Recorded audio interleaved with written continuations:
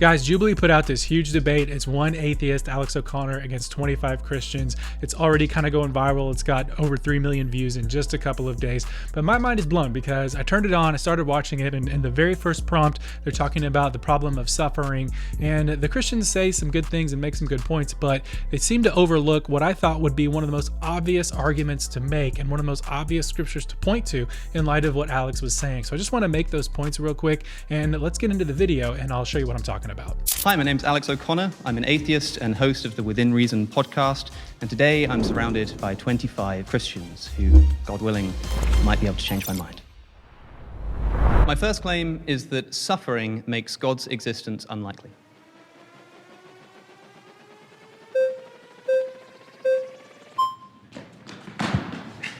Good work. Hey, Alex, how's it going? How's it going? Nice to meet you. Sage. Why don't you just begin? Why does suffering or evil make God's existence unlikely? I think when confronted with two hypotheses, so atheism, naturalism, or theism, we should ask what we expect would occur under either hypothesis. And then we look at the world and we see what does actually occur.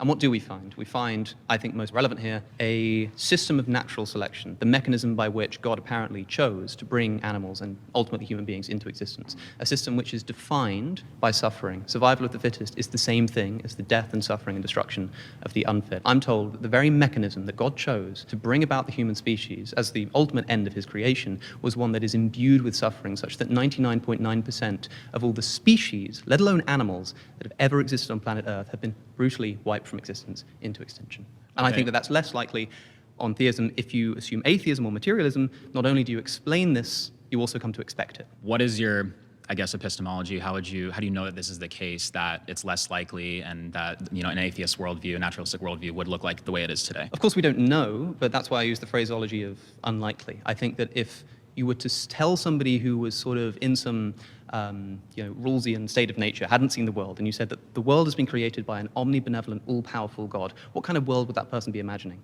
And if you dropped them into the world, if you were given the opportunity to become a wild animal, like in 2 seconds, I was just going to turn you into a random wild animal somewhere on planet Earth. I like being a guy. I think you'd probably kill yourself before I had the opportunity, Okay. because you know that the life of these animals is almost defined in terms of their suffering.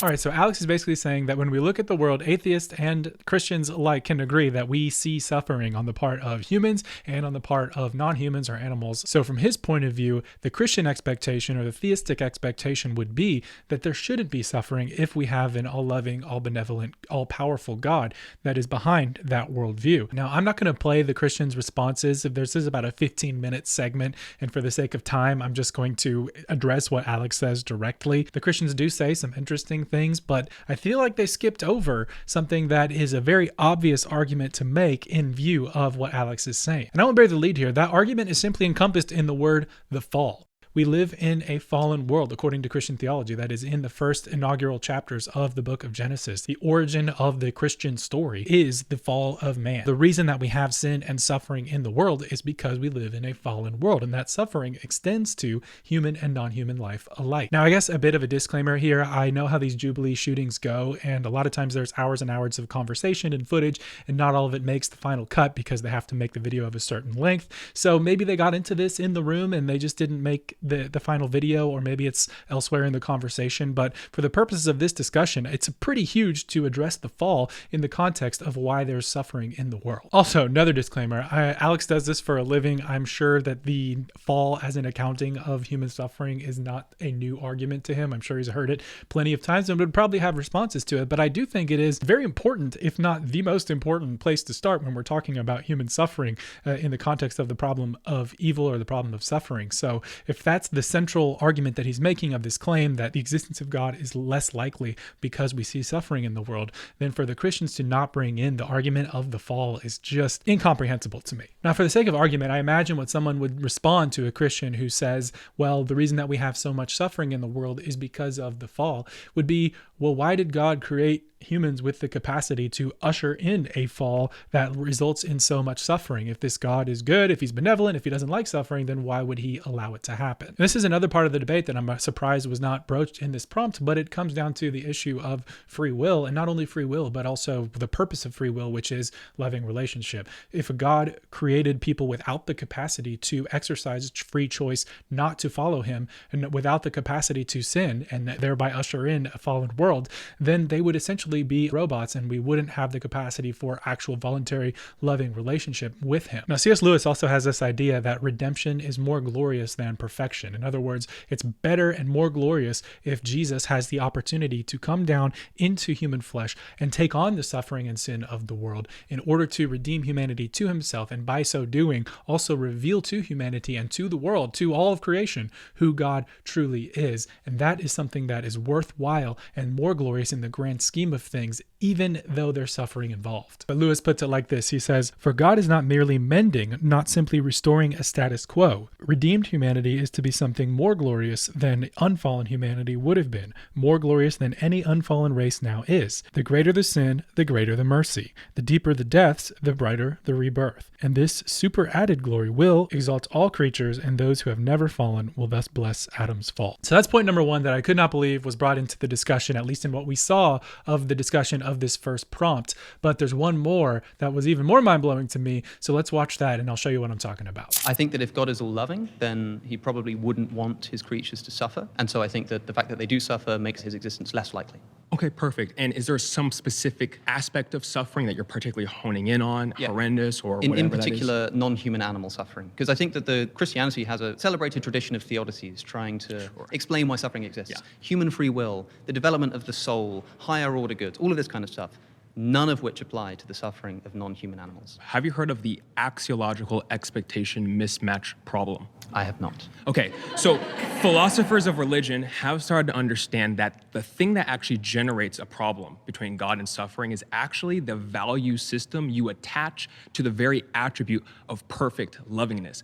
Because the problem of evil is an internal critique, you have to look at a very specific version of theism and how it defines perfect lovingness. I want to present to you a version where my version of perfect lovingness does not actually constitute a problem and a misalignment, that mismatch between the suffering of animals, let's just say the profusion of suffering of animals and the existence of God. So let's hear it. What kind of God are we imagining that would allow and oversee and do nothing to prevent billions of years of untold animal suffering? Right, so you're talking about non-prevention. Or setting up the system that is natural selection such that it relies upon things like predation and disease. Well, the first part is I don't agree with the whole setting up the system part. So I'm not one of those theists that believes that God does this select and pick idea of creating worlds. I don't think that God actually creates worlds. I think that God lets worlds develop according in a certain way, but because God can oversee an overarching narrative, he knows exactly how he can redeem anything. The first time, sorry, go ahead. Could God have made it such that animals were all herbivores instead of carnivores and omnivores? Yes, he could totally do that. Okay, so had he done that, here's an instant way to reduce by orders of magnitude the amount of suffering that exists. Right, but He did. God actually did create all animals to be herbivores. This is literally in Genesis chapter 1. Let's look at it. Then God said, "I give you every seed-bearing plant on the face of the whole earth and every tree that has fruit with seed in it. They will be yours for food." Talking to Adam and Eve, aka humans. "And to all the beasts of the earth and to the birds of the sky and all the creatures that move along the ground, everything that has the breath of life in it, I give every green plant for food." And it was so. So what kind of God allows for animals to eat each other? Well, not necessarily the God of the Bible, because the God of the Bible created the world not to have animals eating one another, exactly what Alex is looking for. And no Christian brought this to his attention, even though it's in the very first chapter of Genesis, which again leads us back to the issue of the fall. The reason why there's suffering even for animals is because we live in a fallen world. Things are broken because of sin. It's not as God intended. But I do think that's kind of where our Christian friend was going here with this axiological mismatch problem. I think he was about to lay out that God, in his grand scheme of design, would create a world where humans had the capacity to have free will violated, usher in a fallen world, which has the concomitant suffering that must come as a result of the fall. But God was willing to allow that because the plan of redemption and restoring all things to himself was even greater. Yes, and that redemption starts with humanity, the pinnacle of creation, but it also extends to the rest of creation, which is probably good news for Alex. Alex. And actually, C.S. Lewis had something to say about that as well. Complete human virtue could indeed banish from human life all the evils that now arise in it and retain only the good. But the wastefulness and painfulness of non-human nature would remain. So basically, Lewis is saying there that even if humans on their own were able to achieve moral perfection, existential perfection, and eliminate and eradicate all suffering from the human race, that victory would not extend to the rest of creation. It would not extend to the animals that Alex is so worried about. But then he says, and the destiny which Christianity promises to man clearly involves a redemption or remaking of nature, which could not stop at man or even at this planet. We are told that the whole creation is in travail, that man's rebirth will be the signal for hers. He goes on to say, the sin, both of men and angels, was rendered possible by the fact that God gave them free will, thus surrendering a portion of his omnipotence, because he saw that from a world of free creatures, even though they fell, he could work out a deeper happiness and a fuller splendor than any world of automata would admit. So he says it's a deeper happiness and a fuller splendor, not just for humans, but for all of creation. I think that's what our friend was referring to with this mismatch problem that he was trying to get at. I think that's what C.S. Lewis is talking about, and I think that's what Christianity teaches. The Christian story is one of redemption, and it's a redemption that is better than never having had a fall in the first place. That doesn't make sense to our finite rational minds in a lot of ways, especially if you're standing from a human perspective. I think there's a lot there as well of like, what expectation are you carrying into what you call an all-loving or an all-good God or an all-omnipotent God? That God, as we see in this passage, chooses to limit himself